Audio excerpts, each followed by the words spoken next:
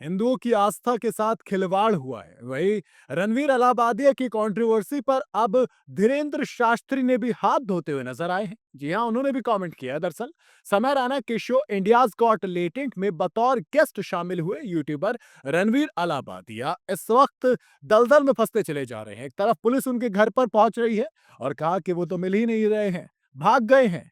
Show के दौरान उन्होंने जिस लैंग्वेज को यूज किया था उससे देश की जनता और खासकर कुछ मीडिया में बड़ा गुस्सा है। इसी बीच बागेश्वर धाम के धीरेन्द्र कृष्ण शास्त्री इस पूरे विवाद पर अपनी राय रखी है। उन्होंने अपने बयान में कहा कि हिंदुओं की आस्था के साथ खिलवाड़ किया गया है। उन्होंने जो बोला वो माफ करने योग्य नहीं है। लोगों ने कहा कि वाह भैया, बहती गंगा में हाथ धोने के लिए आ गए।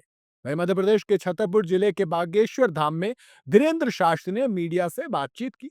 इस दौरान जब उनसे यूट्यूबर रणवीर अलाहाबादिया की उस एक स्टेटमेंट के बारे में सवाल किया गया तो उन्होंने कहा कि हमने जो सुना है, उन्होंने बड़ी ही दुष्प्रभावी बात बोली है।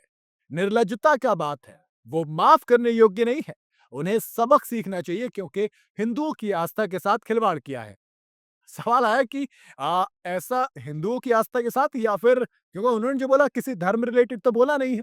फिर बागेश्वर बाबा ने इसमें आगे कहा कि इसलिए हम कहते हैं कि वेट एंड वॉच। व्यक्ति पर तत्काल भरोसा मत करिए, हम पर भी मत करिए। पहले परखिए, देखिए, समझिए, तत्काल भरोसा मत करिए। उन्होंने इनके रणवीर लाबादिया ने जो बोला है वो माफ करने योग्य नहीं है।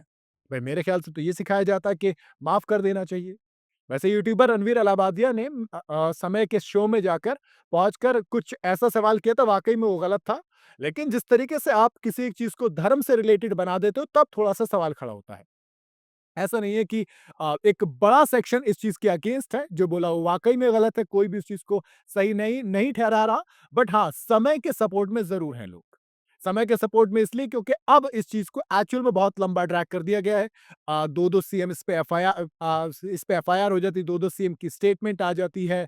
आ, हालांकि रणवीर अलाहाबादिया ने सोशल मीडिया पर माफी भी मांगी है और उन्होंने बिना शर्त उन्होंने कहा कि मैं कोई जस्टिफिकेशन या फिर कुछ देने नहीं आऊंगा, लेकिन सिर्फ माफ करूंगा, माफी मांगूंगा। उन्होंने ये माना कि जो किया वो बहुत ज्यादा गलत और मजाकिया नहीं था। हालांकि उनकी माफी से किसी को कोई फर्क पड़ा नहीं है क्योंकि देश में इस वक्त अगर कोई सबसे बड़ा मुद्दा है तो वो है रणवीर अलाहाबादिया की वो स्टेटमेंट जिसमें कि उन्होंने बोली। अब देखिए, इसके अलावा समय रैना को महाराष्ट्र साइबर सेल की तरफ से दूसरी बार समन भी भेजा गया है। तब लोगों ने सवाल किया, अब कुछ लोग ये सवाल कर रहे हैं कि क्या वाकई में इस मामले को इतना बड़ा करना ठीक है? क्या इस एक स्टेटमेंट के लिए उन्हें जेल पहुंचाना, उसका सारा शो बंद कर देना, तमाम वीडियोस को डिलीट कर देना, क्या सब कुछ सही है? ये भी सवाल तो उठेगा ना, क्योंकि वाकई में देश में ऐसे अभी भी और मुद्दे हैं जिन पर बात नहीं की जा रही है, जिनको साइडलाइन कर दिया गया है।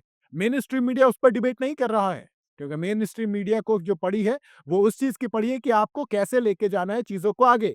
आपको इससे कोई मतलब नहीं है कि कौन क्या कर रहा है। आपको सिर्फ एक ऐसा इशू पकड़ो जिससे कि मेन इशू दब जाए सारे, और उसी के हिसाब से आप बात करेंगे। बाकी आपको क्या लगता है, आप अपनी राय कमेंट में जरूर बताइएगा।